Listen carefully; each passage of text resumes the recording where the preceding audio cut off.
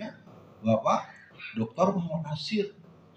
Jadi kita menyelenggarakan kemerdekaan 17 Agustus tahun 1950, itulah pertama kali kita menggunakan NKRI. Tahun 48, 49 nggak ada NKRI, Pak. Silakan buka buku sejarah. Nah, karena pemahaman ini tidak koneksi dengan perjalanan sekarang, maka yang saya harapkan teman-teman PKS melakukan penguasaan dan pendewasaan. Karena harapan pada Anda sebetulnya. Kalau dibilang partai umat, partai PAN, itu mereka masih banyak yang bagus-bagus. Orang di Jogja nggak mungkin nggak kenal dengan Pak Sukri Fadoli. Sukri Fadoli itu P3 Hitoh. Dia akhirnya lebih memilih ke partai umat. Gitu kan Mbak Rizky kan? Nah artinya, sebagaimana harapan dari Pak Bambang tadi, kita harus paham. Kalau saya lebih bagus kita berbeda tempat, tapi kita bersatu hati. Anda tahu yang namanya Golkar, Hanura, Gerindra, apalagi Nasdem, itu mereka satu klan. Kalau Anda belajar ilmu biologi, satu spesies. Kenapa kita mesti meributkan saudara kita? Barang adonan kita banyak. Lahan kita luas.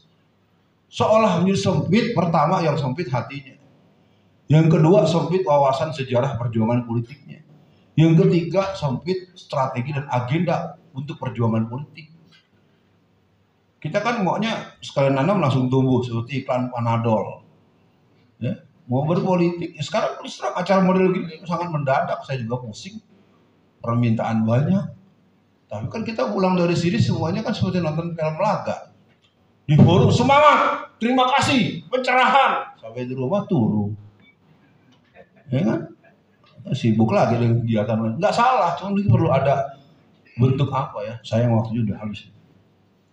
Nah, jadi kembali kepada yang lain tentang soal hal-hal yang berhubungan dengan pemilik modal, soal persatuan, kesatuan, adopsi pola Rasulullah dan segala macam harus kita lakukan. Jadi kalau kita belajar pada tokoh-tokoh kita masa lalu, kita nggak akan pernah kekurangan orang untuk kita lihat sebagai bentuk contoh. Yang repot kita ini belum memberikan contoh, sudah menyoal yang sedang berjalan. Saya waktu juga ada, nanti di menjelang materi berikutnya saya coba ini kan. Saya cobakan ya, ini sudah terakhir. Menang tampil sebagai pribadi Islam, keluarga samawa, menjadikan satu kesatuan. Menang membangun relasi sosial yang serasi, selaras dan seimbang. Ada baru jadi anggota DPRD saja jalannya udah beda. Ya. Ditelepon, siapa ya?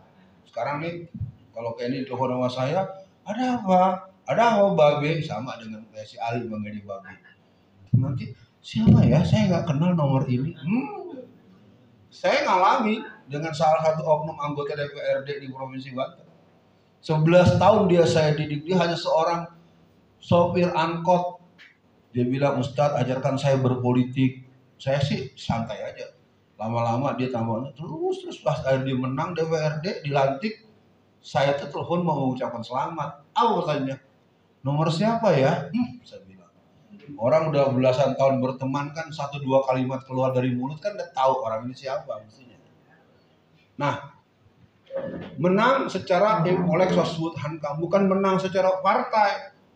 Partainya menang, setelah menang yang menang tuh Islam, umat Islam dan Indonesia.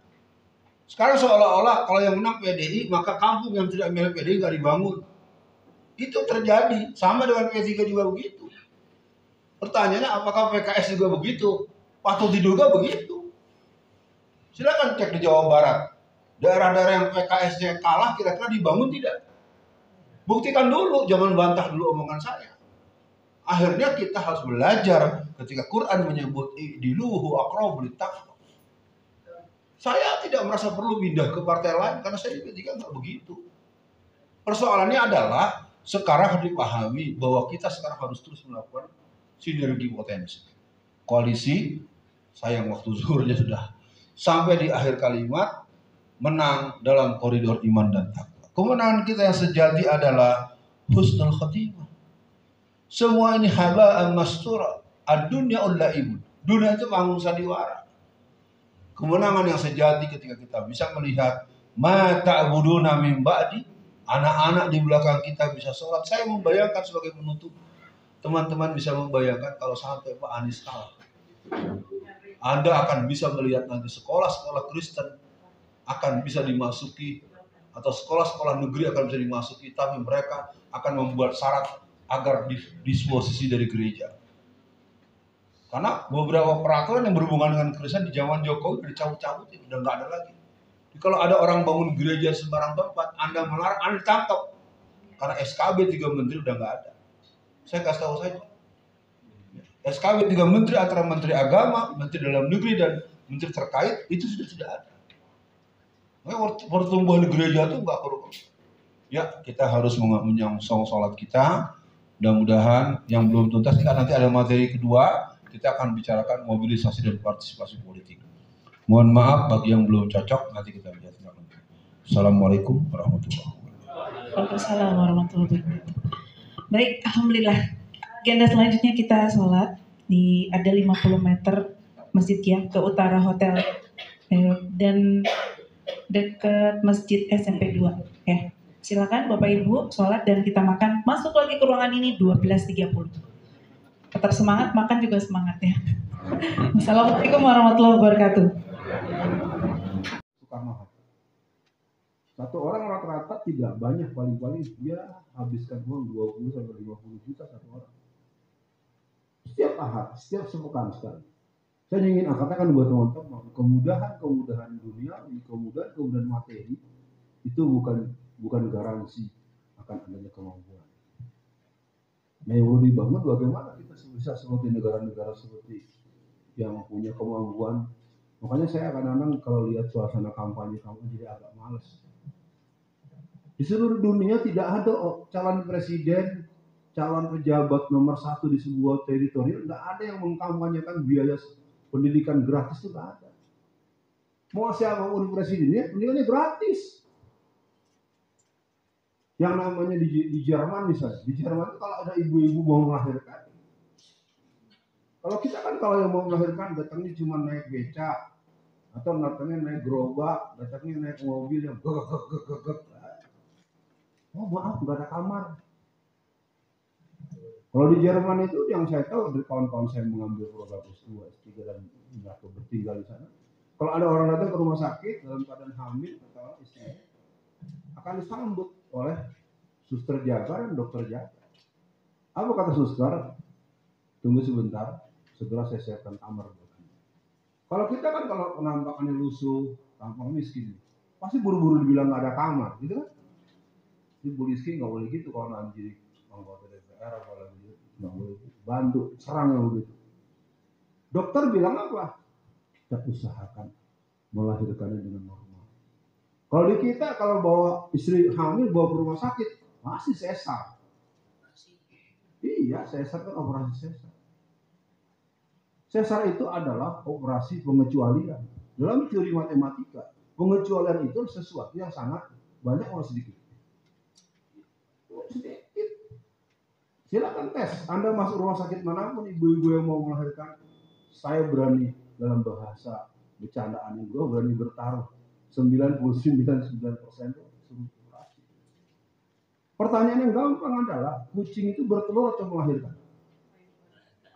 Ada di mana kucing di sesar? Untuk pertanyaan saya sederhana.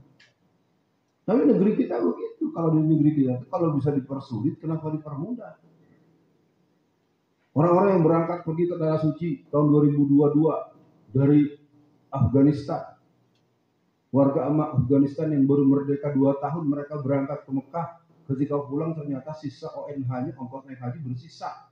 Sisa total itu dibagi dengan seluruh yang berangkat. Ternyata satu orang dikembalikan 515 US dollar. Ekivalen dengan 7.200.000. Pertanyaannya sekarang, kalau pergi haji keluar ke Tanah Suci dengan jadwal dan tanggal yang sudah ditetapkan itu, sisanya misalnya 500 miliar. Kira-kira dikembalikan nggak sama jamaah Indonesia? Nah, kenapa Anda berani bisa sepakat bilang tidak? Ini alasan lagi kan. Negeri ini sudah terlalu rusak dan kita tidak bisa nuding kiri kanan. Kawan saya ketua KPUD DKI alhamdulillah namanya Dr. Sumarno. Sama dengan saya wataknya. Kalau enggak, maaf secara fungsi kalau dia bukan ketua KPUD-nya, wah Anies kalah. Kenapa? Dia tinggal saat minta terima aja duit berapa ratus miliar. Digeser angkanya. Ketua KPUD. Oke, yang ketiga, menjadi tuan negeri sendiri. Kita nih mayoritas musim COVID cuma masjid aja yang diuyak-uyak. Gereja tidak, wihara tidak. Orang-orang di Bali lihat puluhan ribu orang bisa mengadakan acara-acara agama mereka. Antara yang bermasker dengan yang tidak, banyakan yang tidak. Lalu kalau banyakan yang tidak, kenapa nggak ada yang ditangkap? Kenapa ditangkap hanya umat Islam? Tokoh Islam. Kenapa PPKM level 3 dicabut? Hanya dengan alasan ada Natal. Jadi kalau mau dibilang, teman-teman semua, kita ini masalahnya udah memang mengalami dehidrasi politik. Jadi yang dianggap politik itu cuma orang yang mobilnya bagus, ngobrolnya di hotel berbintang, ngomong dengan pejabat, dengan pengusaha. Yang lain cuma nanti diundang kalau saat dia kampanye. Yang keempat, memudahkan tegaknya syariah. Kalau kekuasaan ada di tangan kita, persoalannya kita tidak merebut kekuasaan untuk kepentingan Islam dan umat Islam. Merebut kekuasaan untuk menjadi. Nah, ini juga protes buat semua teman-teman dari partai-partai Islam. Partai Islam itu secara kelembagaan sama dengan ormas Islam. Tempat berkumpulnya orang untuk mengaktualisasikan nilai-nilai Islam. Partai Islam itu bukan agama. Ya, kalau saya mau cerita gojekan-gojekan lucu-lucu dikit, saya udah lama jadi tokoh B3. Saya jadi pengkader, saya narasumber di berbagai. Datang anak PKS dari Ustaz, nanti nggak bener loh Islam kalau nggak ikut PKS. Saya liatin tuh anak, lo ngaji gimana? Siapa yang ngajarin kamu ngomong begitu? Saya sampaikan sama teman-teman DPP, saya sampaikan sama Dani Anas segala macam. Ini kan satu situasi yang harus cepat, jangan dibiarkan. Nah, yang begitu tuh biasanya mainnya kurang jauh, kurang ngopi, ya, kurang piknik. Yang kelima, melancarkan urusan dan memenangkan kepentingan. Bayangkan sekarang, orang menikah lagi kena pasal 378 Undang-Undang Perkawinan dan dipenjara 5 tahun. Atau kemarin lah yang di NTB itu hanya seorang guru agama yang memaksa anaknya untuk sholat, lalu disuruh bayar 50 juta atau dihukum 3 bulan penjara. Saya ingin katakan buat teman-teman, saya yang lama bergaul dan saya 7 tahun mengisi pengajian di lapas Tangerang, baik lapas wanita, lapas pemuda, lapas anak-anak. Sedih. Satu hari saya ngisi di lapas perempuan, ada satu tahanan kelihatan wajahnya udah nanar aja, ngangsa. Saya kan orangnya suka canda-canda. Kenapa kok ngelamun aja? Diem. Rupanya dia dihukum 12 tahun penjara. Padahal dia yang diperkosa. Saya nggak teman-teman semua membayangkan orang diperkosa, justru yang diperkosa yang dipenjara 12 tahun. Jadi ketika dia diperkosa, masyarakat memergoki, ditangkap yang memperkosa, ternyata anak pejabat. Ketika sedang BAB, sedang disidik, bapak anaknya itu nelfon ke atasan dari penyidik. Dibalik. Bahwa ini menjebak anak orang kaya, ingin meres. Bayangin. Jadi kalau mau tahu di negeri ini, kalau saya boleh bilang dalam bahasa yang emosional, hanya 30% saja orang dalam penjara yang betul-betul berbuat salah. Selebihnya dijebak polisi, selebihnya karena dia nggak bisa bayar jaksa. Kita jangan kira yang bilang yang jahat hanya polisi. Polisi itu penjahat berseragam. Jaksa juga penjahat. Pengacara juga sama. Saya waktu kasus saya pertama, saya begitu terkejut itu pengacara saya itu 112 orang. Tapi sampai saya kemudian divonis, satu pun nggak ada. Rupanya pengacara itu otak cuma 2. Nyari duit atau nyari? Bukan Pak, nyari proyek dengan ini ngawal si Alfian. Saya kan termasuk tokoh nasional. Jadi iya. Banyak yang bantah gue ngalamin sih. Kan gue nolongin lu gak dibayar. Tiket pesawat hotel bintang 5 sampai ngiyain. Nah orang-orang tersebut kan bilang ke anak saya, bilangin sama pengacara, coba disiapin makan sih. Habis makan saja sekedar bilang terima kasih, ngomong aja nggak ada omong. Jadi biar kita tahu hari ini kita mengalami demoralisasi yang luar biasa. Saya tidak ingin memungkit dan tidak ingin menyudutkan siapapun. Tapi orang itu ngaku kemana? Oh dia terus ngomong Anda. Ya. Ini artinya buat catatan buat kita kalau kelompok Kristen memiliki Mawar Saron. Mawar Saron itu adalah lembaga advokasi gereja dan kantornya mewah. Karena orang-orang model Hotman, model siapa namanya Pasar Ibu, macam-macam itu mereka sumbang tiap bulan 100-200 juta. Wallazina kafaru ba'duhum awliya'u ba'd. Yang kita baca tadi surat Al-Anfal ayat 73. Makanya nggak ada tokoh-tokoh Kristen ditangkap. Kita nggak tahu karena memang juga nggak diurusin kok. Jadi terus terang saja mental kita tuh rusak hampir di semua lini. Membelain teman untuk membela demi perbaikan, kebahagiaan nggak dilihat. Nah ini saya katakan pada cerita saya lebih berdimensi. Yuk teman-teman, mari kita berpikir untuk kita punya peran pada tingkat tertentu kita berkuasa. Yang keenam, membendung kesesatan, kemaksiatan, dan kemusyrikan. Ingat nggak dulu yang nendang sesajen di Gunung apa? Bukan, Gunung Semeru. Ya. Kalau saya jadi gubernur Jawa Tengah, itu anak saya kasih hadiah. Saya kasih umroh dia sekeluarga. Se-RT saya umrohin. Karena kamu berani di silent dong. Ya. Sekarang nendang saja ditangkap, digebukin, dipolisikan. Padahal lepasnya kita dari kemusyrikan, disitulah berkah Allah. Karena itu kita tidak paham. Jadi kekuasaan politik itu adalah harus direbut, harta harus dibayar. Tapi jangan nanya mulu. Lagi nanya hukum. Hukumnya apa? Ya, kalau nggak mau berbuat ya nggak usah.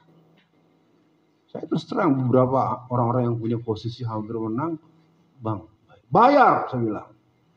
Tapi ingat, uang yang lu lepas jangan pernah lu merasa kehilangan uang itu.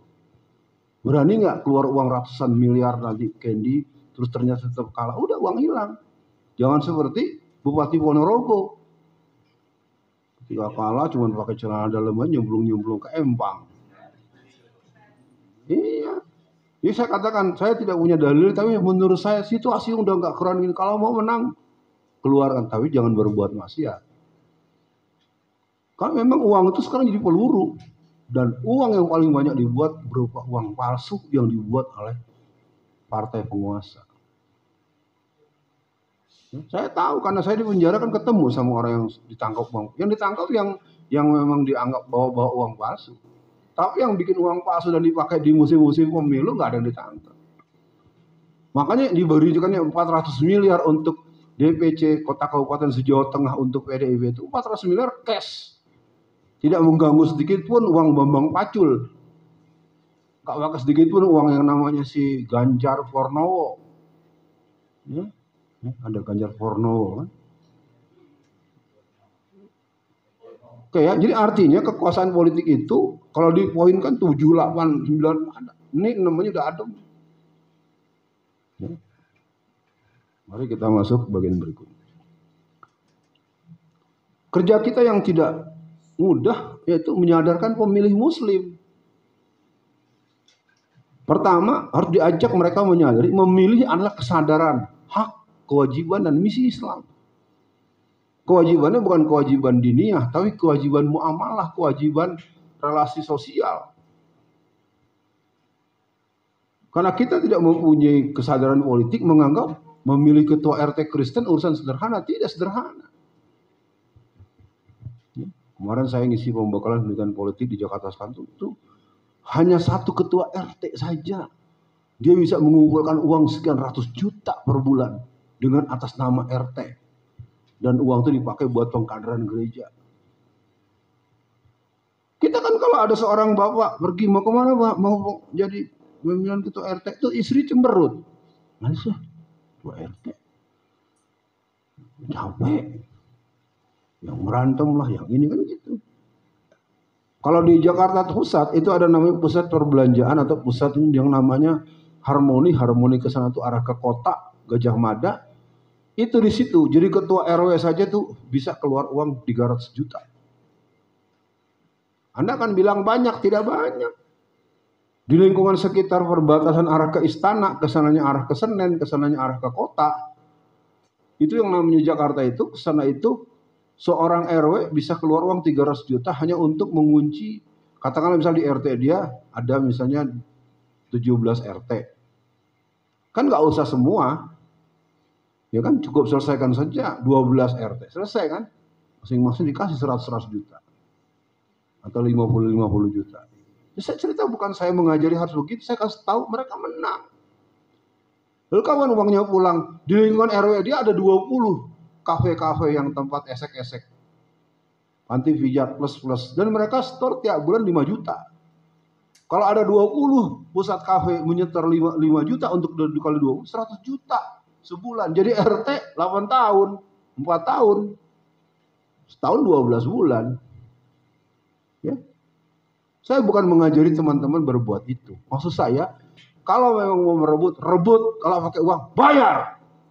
Tapi nggak usah gara-gara Ustadz Alfian Tanjung, sawah saya dijual. Ya, jual aja kalau mau. Tapi saya katakan tidak harus begitu sebetulnya. Andaikan kesadaran tentang bahaya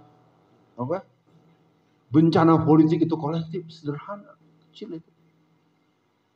Kita kan kesadaran kita halnya ke bencana alam, tidak bencana politik. Andaikan saya membayangkan sampai tahun 2027 misalnya, pendidikan politik kita ini efektif setiap pekan minimal sebulan itu 2 kali aja deh, senang-senang. Ketemu itu semua kecamatan se-Jawa Tengah, ya Pak Mufti ya. Lalu ketika tahun 2027 mulai ada pengumuman, gimana? Kita berembuk, seluruh alumni berembuk. Ternyata kita putuskan seluruh orang yang akan maju jadi gubernur harus tanya sama Ustadz Alfian Tanjung. Oke, yang maju Mas Budi. Sekretarisnya bawa, atau wakilnya. Jadi, semua turun. Lagi duit, minta duit. Saya siap, saya 50 juta, saya 100 juta. Menang udah. Saya ingin katakan, apa yang saya katakan ini adalah sebuah permainan menggim. Ad-dunya ullaimun, dunia. Ketika saya jadi koordinator fit and proper test untuk 5 calon wali kota Tangerang, itu betul-betul pusing mereka karena saya kan nggak pernah mau minta uang. Ketemu saya kasih kamu harus gini, kamu harus gini. Jadi ketika mereka bertarung, dia berangkat dari start yang sama. Kalau sekarang tidak ada orang nyalek nggak pernah ngurusin konstituen, dia langsung tunggu di KPUD. KPUD yang nanti akan mengasih suara buat dia itu kalau mau tahu diantaranya buat Mbak Kenny sama Mbak Rizky. Enggak. Contoh-contoh yang kita lihat tokoh-tokoh yang hebat, mereka enggak ngurusin kaos, enggak. Dia langsung ke KPU pusat.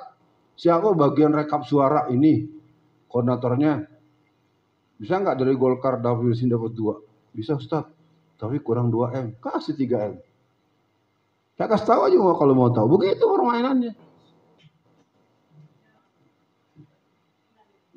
Ya yang kuat itu ya PKS terus terang aja. Cuman PKS juga tidak siap mental. Biasa jadi guru pengajian di kampung, gaji 150.000 sebulan, tahu-tahu pegang uang 150 juta. Kaget juga. Ini kayak cerita di Lampung. Di Lampung ada orang tambak lele. Ya. Tambak lele itu per bulan pemasukannya paling 6 juta, 13 juta. Paling tinggi 43 juta. Satu hari dapat uang 200 juta.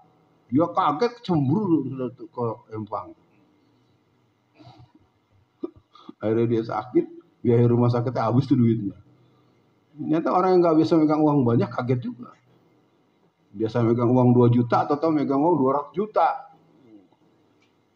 Bawa duitnya juga repot. Setiap ketemu orang dikasih di jalan. Kaget megang uang banyak.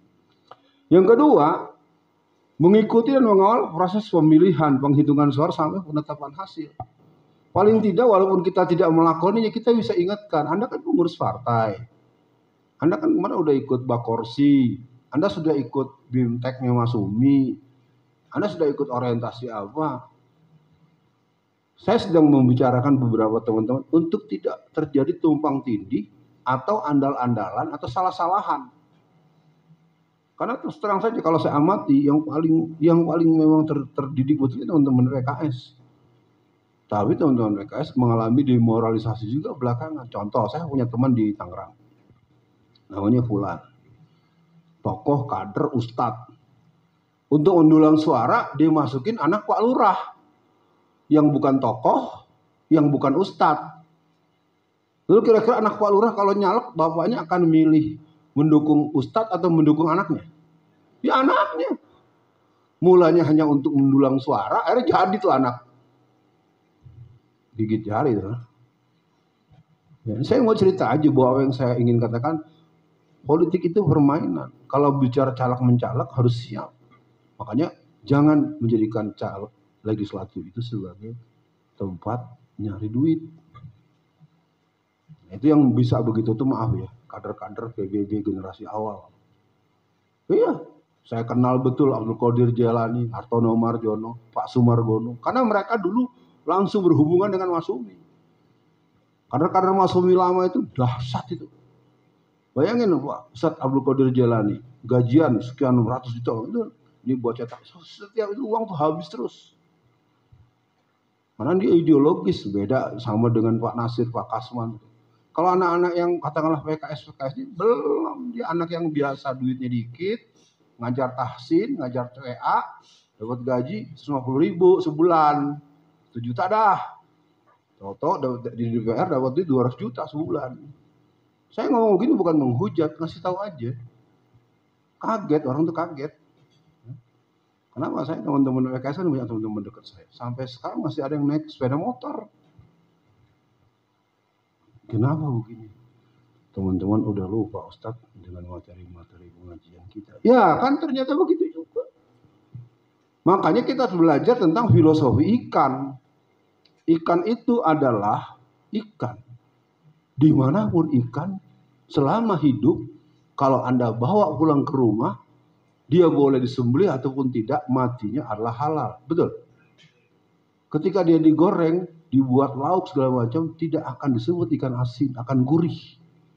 Ikan asin itu terjadi kalau diasinkan.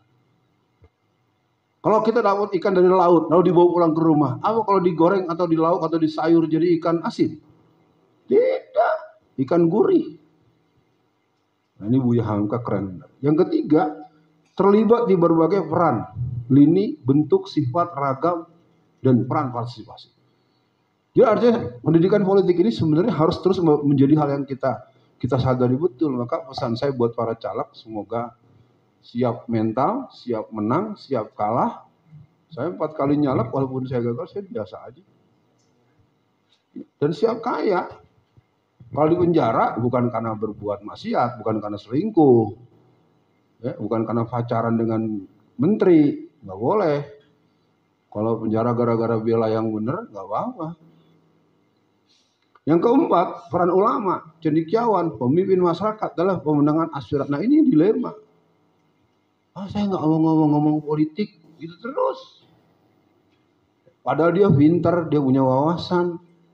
Jadi salah satu mentalitas bangsa kita adalah mentalitas tidak mau mengemban tanggung jawab. Mau lepas tangan. Tahun 1977, ada pidato kebudayaan di Taman Ismail Marzuki oleh yang namanya Mokhtar Lubis. Mokhtar Lubis tidak dikenal sebagai seorang tokoh Islam, tapi dia dikenal sebagai wartawan jihad. Itu istilah buat dia. Dia menerangkan bahwa watak Indonesia itu yang pertama adalah munafik, hipokrit, tukang bohong. Mau bukti? Saya bisa buktikan. Ada acara misalnya Anda bawa anak ke tempat pertunjukan atau tempat hiburan. Syarat yang gratis adalah umur 2 tahun. Anak Anda udah 4 tahun, Anda gendong-gendong, umur 2 tahun. Ayo, ada nggak yang begitu? Ada atau banyak? Nyekolahkan anak. Iya, Anda jangan bicara urusan situasi, bicara sosiologis. Nyekolahkan anak, umurnya belum cukup, makanya kan banyak orang KTP-nya dinaik-naikin angkanya. Biar masuk sekolah, anak masih 4 tahun, dibilang 7 tahun. Ada atau tidak di masyarakatnya begitu? Nah udah, kan terbukti memang itu. Yang kedua, watak orang Indonesia itu tidak mau berproses. Iya, akibatnya kesian anak yang belajar sendiri. Kalau yang belajar matematika, belajar fisika, namanya bikin PR kan, apalagi hitung-hitungan matematika, fisika. Yang namanya bikin sendiri kan bukunya berantakan. Coret-coretan, ini rumus turunan, rumus utama, ketemu ini persamaan kuadrat, setelah persamaan linear dengan kuadrat, maka sinus kosinus, penuh tuh kan. Jawabannya betul. Ketika dibawa ke sekolah, temennya udah nunggu di ujung gang. Disalin lah PR itu. Guru hanya lihat yang tulisannya bagus, jawabannya betul. Yang tulisannya berantakan karena dia memang coret-coret di situ. Anak ini dapat nilai 6, ini yang nyalin punya temannya 9. Betul tidak? Ini kan saya dosen pendidikan. Ya. Jadi di negeri kita ini sulit mencari orang mau berproses. Ini dilema, terus terang saya juga tidak menganggap saya orang hebat, saya juga tahu. Kalau buat saya berharap mudah-mudahan kita kombinasi aja lah. Jangan terlalu idealis, jangan juga terlalu pragmatis. Karena kalau idealis kita benar-benar stres, bisa stroke, bisa gila. Oke? Yang kelima, fungsi media sebagai alat penyadaran bahwa penting ke pemilu. Terus terang aja itu video saya tadi itu walaupun belum terlalu ideal itu pengaruhnya besar. Langsung diminta tuh koordinator tim nasional ini bagus, kirim dulu ke saya. Kan? Bagaimana kiranya kalau kita bisa membuat film, video tentang pendidikan politik ini kan angkatan keempat, Pak. Ambil angle-angle yang bagus, ambil ketika nanti Mbak Rizky ngomong apa, ambil ketika nanti, wah keren. Dibuatkan saja sebagai sebuah ini, jadikan salah satu satu paket dibacain berita Ustadz Alfian Tanjung. Tapi memang harus siap-siap. Kalau kita sudah terkenal, berebut, nanti Anda nggak kebagian ikut. Terus yang ikut yang banyak duit. Saya mau ikut begitu. Yang keenam, kontra intelijen politik. Nah ini mungkin bagian agak berat. Tapi harus ada. Saya terus terang, saya ingin katakan, pernyataan saya kepada PKS, bentuk cinta saya kepada PKS. Tapi dari dulu sering bertengkar saya dengan PKS. Karena PKS, anak-anak itu nggak bisa nerima orang lain yang sebenarnya punya kekecewaan yang berat. Kenapa? Kenapa Muhammadiyah mengeluarkan SK 149? Ya, Mas Bambang nanti tanya sama pimpinan pusat Muhammadiyah di Jogja. Kenapa sampai keluar surat keputusan pimpinan pusat Muhammadiyah nomor 149? Coba tanya. Jangan nanya sama saya, nanti tersinggung. Baik secara langsung maupun tidak langsung, terbuka atau tertutup, secara umum ataupun khusus. Anda bisa bayangkan pertemuan kita hari ini nanti ketemu dengan angkatan ke-5, ke-6, ke-7, ke-8. Lalu setelah misalnya 50 selesai, musim pemilu masuk, nanti mulai bulan Maret 2024 kita adakan lagi dan kita undang semua dari 500 alumni, mungkin terkumpul hanya cuma 40 orang. Dari 40 orang kita membuat apa? TOT melahirkan Train of Trainers. Atau kita buat lembaga resmi pesantren pendidikan politik, ya. Dengan catatan kita menjaga, memang agak beratnya kalau sudah musim panen. Sama dengan orang bangun masjid. Kalau baru bangun masjid, nyari uang susah, izin susah, dimarahin mulu sama tetangga sebelah karena bunyi mesinnya berisik. Itu orang-orang yang pinter-pinter, yang tamatan Al-Azhar, yang tamat, nggak ada yang nengok-nengok. Dan kalau udah jadi mau diresmikan, datang deh. Saya yang paling pantas, saya tamatan Madinah. Dulu kemana aja loh? Giliran berproses dia nggak ada, giliran jadi dia ngaku-ngaku. Ini mungkin harus saya katakan dari sekarang buat teman-teman, buat seluruh angkatan dari Bung Marfuah, Pak Anwar dan kawan-kawan generasi awal pendidikan kita, saya katakan ini kalau nggak diurus nanti jadi masalah, rugi kita. Ini kan kalau bisa jadi lembaga pendidikan politik. Siapapun mau jadi bupati dan wali kota di Jawa Tengah harus dapat AC. Dihajar oleh PDIP. Padahal dia punya program mengedukasi 400 anak-anak penghafal Quran yang sedang diproyeksikan untuk jadi doktor sampai S3. Dihajar sama dengan kasus Aceng Fikri di Cirebon. Ya, hanya gara-gara nikah lagi, nikah ada salahnya apa sih? Dioyak-oyak terus. Nah, kalau itu nanti misalnya Mbak Rizky bisa bupati di mana gitu. Nah, itu kan kalau nanti ada link dari Mbak Zahra tanya dulu ke saya nanti musyawarahkan dengan Ustaz Zahmilah, gini. Saya nanya lagi Mbak Lis, nanya mau Bung Marco. Udah. Oh misalnya, oh jadi ini, nanti ada produk dari sana yang terlalu banyak. Contoh kecil ya, saya cerita di Sumatera Barat. Di Sumatera Barat itu, yang namanya pala, atau pala ya, itu yang diambil cuma bijinya. Kulitnya itu dibuang. Kalau di Jawa Barat itu ada manisan pala. Manisan dengan suara yang ada. Wanita ini adalah manusia yang dianggap lemah, tapi tidak ada yang bisa mengalahkan wanita. Wanita itu kuat. Iya. Seluruh sejarah-sejarah yang pernah ada, dia akan berhadapan dengan perempuan. Seperti apa Hitler menjadi sangat sadis dan sangar? Bagaimana proses percintaan dia dengan Eva Braun? Seperti apa kecewanya Rasul dan khawatirnya dengan misi kerasulan? Sampai dia bilang, saya ngomong apa? Dia mengadukan kepada Khadijah binti Khuwailid. An-nisa imadul bilad wa ma saluhatul bilad wa ma fasadatul bilad. Sekaligus perempuan bisa menghancurkan. Remaja ini yang jadi persoalan saya sampai sekarang belum punya rumus. Seluruh masyarakat, seluruh sistem. Mungkin nanti Pak Bambang bisa cari solusi gimana, termasuk Joko Karyan ada remaja yang spesial. Karena penyakit remaja ini akutnya tingkat dewa, gitu. Akut banget. Saya nggak bisa ngomong nyerah, saya benar. Bukan berarti saya tidak mau melakoninya, karena pernah kita coba, kita punya GSM ini kan lihat, coba dibukanya, itunya. Nah tuh, ini kita punya gerakan Subuh Milenial Indonesia. Dari 47 orang, 1000 orang, terus 7.500, kita udah lakukan. Tapi haba'an mastura, udah berlalu ya berlalu. Alamnya beda dan memang butuh kerja-kerja sebagaimana Rasulullah membimbing seperti lahirnya Khalid bin Walid, Mus'ab bin Umair. Kalau boleh saya bilang guru-guru saya itu dahsyat. Saya tahun 80-an itu sudah khatib juga. Budiman. Saya terbayang wajahnya. Ada Indra.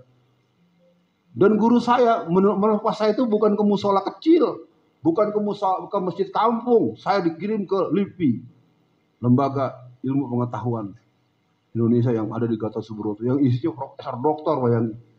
Kita tuh di balik mimbar tuh dengkul kita tuh duduk. Itu guru-guru tuh keren. Hari Kamis sore telepon, Alvin kamu sini.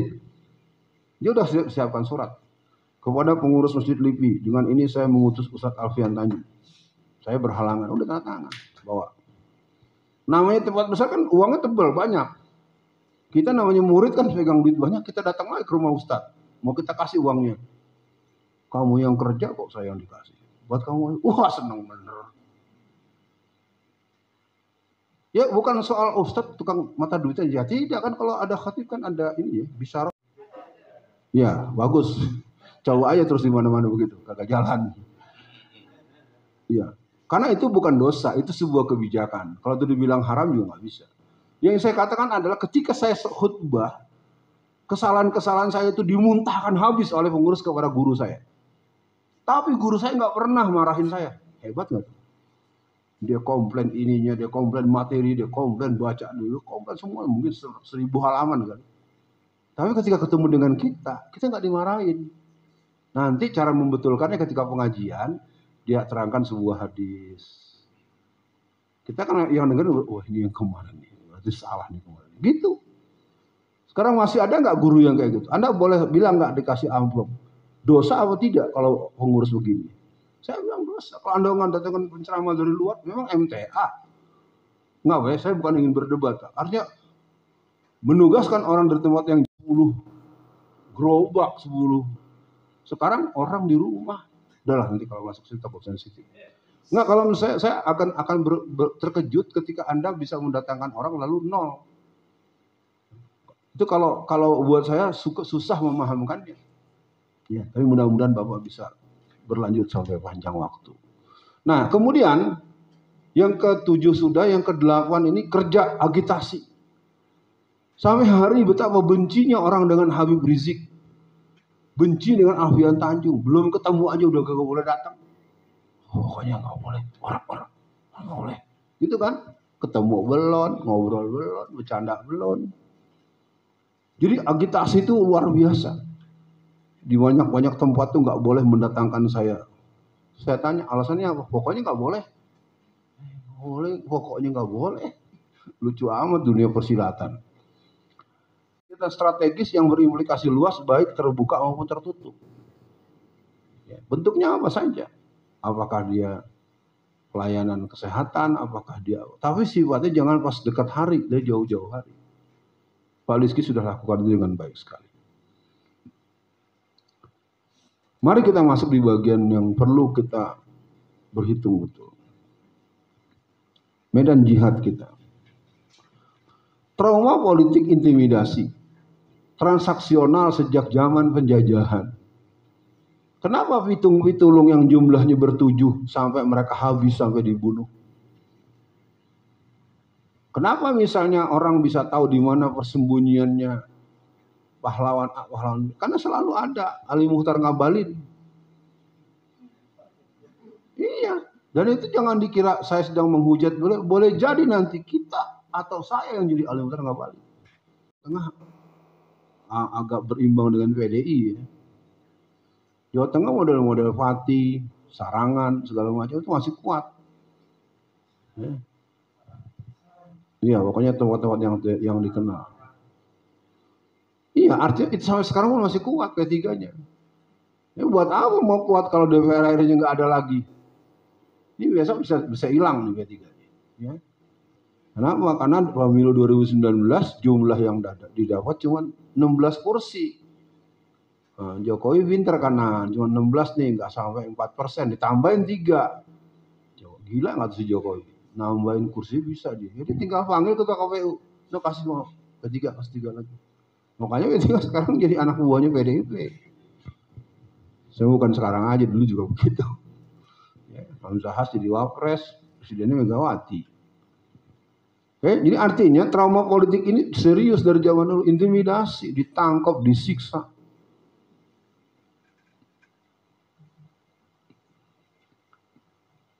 Nah, yang perlu disadari, medan politik kita tuh masih real, menyebar dan potensial masyarakat kita. Terutama saya lagi berpikir bisa nggak kita buat program dari desa, dari kota menyapa desa, dari kota menjemput voters di desa-desa.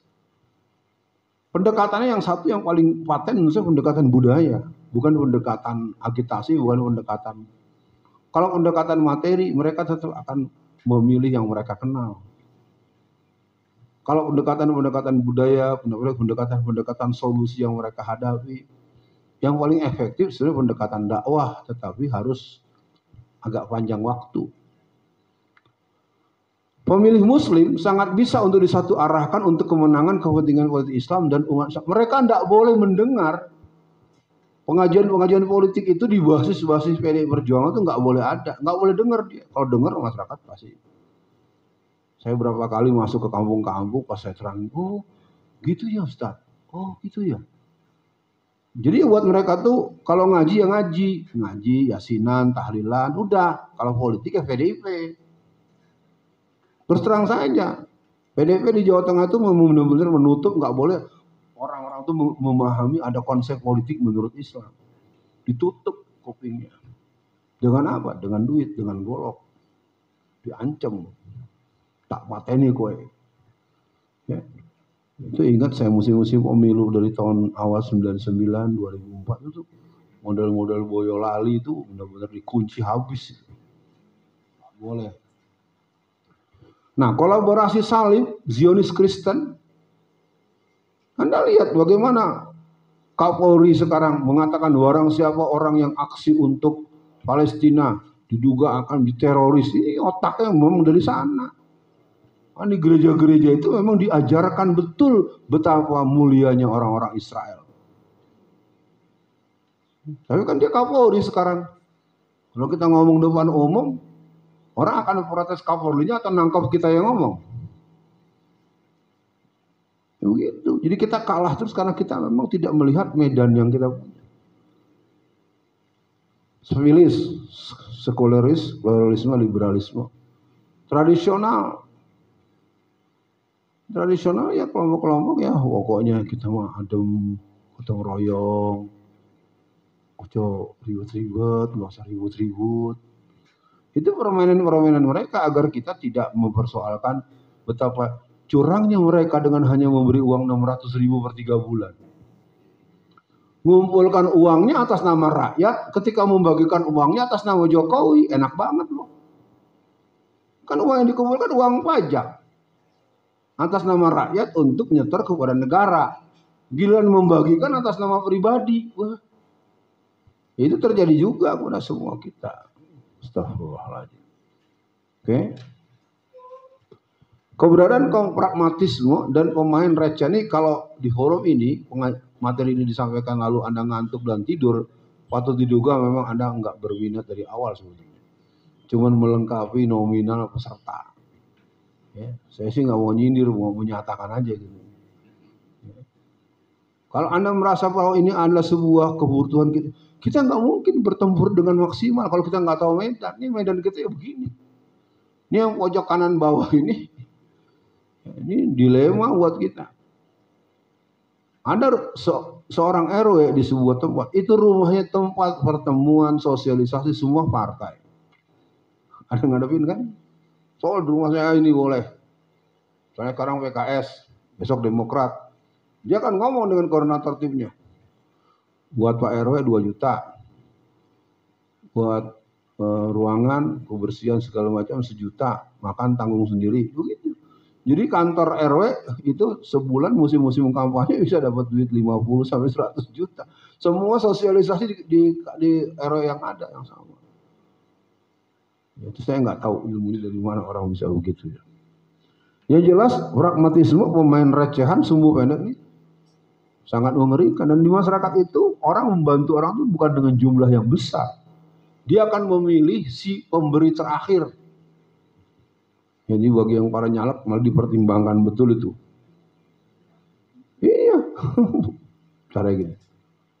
Dia tahu nih kalau TPS di sana rombongan ibu-ibu dari RT 12 lewat sini. Rata-rata sekitar 30 orang. RT 11 baru lewat sini. Total sini. Dia udah nunggu. Nomor piro. Uang udah diambil, nanya nomor berapa nih. Ya. Yang merah, sing abang. Nomor telur. Udah. Itu yang terjadi terus dari tahun ke tahun. Tidak dilihat lagi isi amplopnya berapa, tidak. Bahwa kemarin Anda sudah ngasih 5 juta, Anda 10 juta, Anda 2 juta, itu diambil, udah habis, sudah jadi angin. Tapi di hari pencoblosan Anda ngasih cuma 5.000 rupiah, jadi. Saya pengalaman menyaksikan maupun pengalaman membuat teman-teman, habis duit gua yang jadi sama dia. Nah, ini jadi catatan buat teman-teman. Jadi wilayah yang kita hadapi hari ini adalah operasi satu Cina. Cina ini benar-benar telah menguji di seluruh level, di bawah, di atas, di tengah. Coba orang Cina bisa pakai mobil tentara jalan kemana-mana, orang Cina bisa keluar senjata. Jokowi, gue tembak lo, gue bunuh lo. Nggak ada apa-apa kan. Saya tahu itu prosesnya, kemudian kan diadukan. Ternyata Bapak Senang itu penyumbang pemilu Jokowi dengan jumlah yang besar. Ya, ketika ditegur anaknya malah ketawa-ketawa, malah ngomongnya lebih kasar lagi. Sedih. Apa yang perlu kita miliki? Benteng apa yang kita punya? Yang pertama adalah kelompok ulama, cendekiawan, ulul albab. Seperti kita hari ini sebenarnya orang yang harus disadari bahwa kita bagian itu. Jadi benteng perlawanan yang bisa kita mainkan adalah keberadaan para ulama, para cendekiawan yang mereka memiliki komitmen terhadap nilai keilmuan dan nilai dasar pesan-pesan dakwah yang menjadi kewajiban dia. Jadi wilayah keulamaan ini sekarang tidak lagi menjadi wilayah yang cukup kuat karena mereka tergantung juga siapa yang ngajak umroh, siapa yang akan bangunin pesantrennya. Saya nggak bisa ngomong banyak dan ini terus terang ini yang paling lemah bentengnya di kelompok NU. Iya, saya kan orang P3 lama, saya hafal betul itu. Semua yang datang dikasih, diterima. Luhut datang diterima. Haritanu datang diterima duitnya. Akhirnya dia nggak berani bicara terbuka. Ya orang-orang model Gus Najih nggak cukup banyak. Orang-orang yang militan, tokoh-tokoh ulama-ulama di Jawa Tengah, ya mereka juga akhirnya juga nggak bisa hidup dengan materi yang cukup. Apalagi kalau sudah dianggap habaib, ya, dia mau enak semaunya aja, ya. Nah teruang sampai se koper-koper, kita nggak boleh tanya, ya begitulah. Kelembagaan, yayasan, organisasi, LSM, partai politik, perusahaan milik umat Islam. Nah mungkin bagian terakhir ini yang perlu kita renungkan, bisa nggak kira-kira proyeksi 5 tahun ke depan, 10 tahun ke depan kita bisa punya. Sehingga kemenangan siapapun dengan lewat partai manapun, muncul dengan peran apapun, dia menjadi kemenangan kita. Antum menang dari partai A, saya bukan separtai, tapi saya merasa menang juga, oh teman saya. Wal mu'minin wal mu'minatin kalbun yanuhum yasduhum ba'duhum ba'du. Kamu menang, saya menang. Kamu senang, saya senang. Kamu sedih, saya sedih. Jangan terbalik, kamu sedih, saya senang. Kamu senang, saya sedih. Persis dengan ayat tadi kan. Surat Ali Imran ayat 118 sampai 120. Ya saya tidak yakin lah tempat ini bisa kita pakai kalau kita nggak punya hubungan tertentu baik dengan pemiliknya ataupun orang yang punya hubungan dengan pemiliknya. Mana yang dari Magelang, betul nggak? Ya kan? Kalau nggak ada hubungan apa-apa nggak bisa kita. Kalau ada nyanyi jihad dari tadi kan kedengeran kemana-mana. Masjid, musola, sekolah, madrasah, pondok pesantren, majelis pengajian, forum-forum pengajian. Kita bisa mengalahkan Ahok di Jakarta. Di antaranya adalah kita membuat benteng pengajian ibu-ibu se-Jakarta. Yang diundang tidak ribuan, bukan tabligh akbar seperti acara ini. Hadir paling-paling 44 orang, 59 orang. Tapi isinya ustazah-ustazah yang mana mereka rata-rata punya majelis binaan setiap bulan itu 38 sampai 90 majelis taklim se-Jakarta. Anda bisa bayangkan siapa otaknya? Otaknya bernama Ibu Hajah Nurdiati Ahmad. Dia sekarang caleg dari Partai Umat. Kalau nggak salah nomor 1 di Dapil Jakarta Pusat, Jakarta Selatan, luar negeri.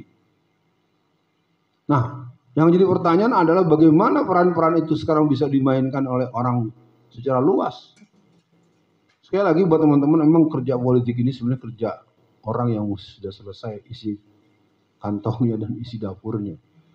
Kalau masih banyak ngelamun, ikut nyalak, pusing, di rumah diomelin bini, ini kurang. Nah ini mungkin bagian yang perlu dibicarakan, saya tidak tahu kemana saya mesti melaporkan.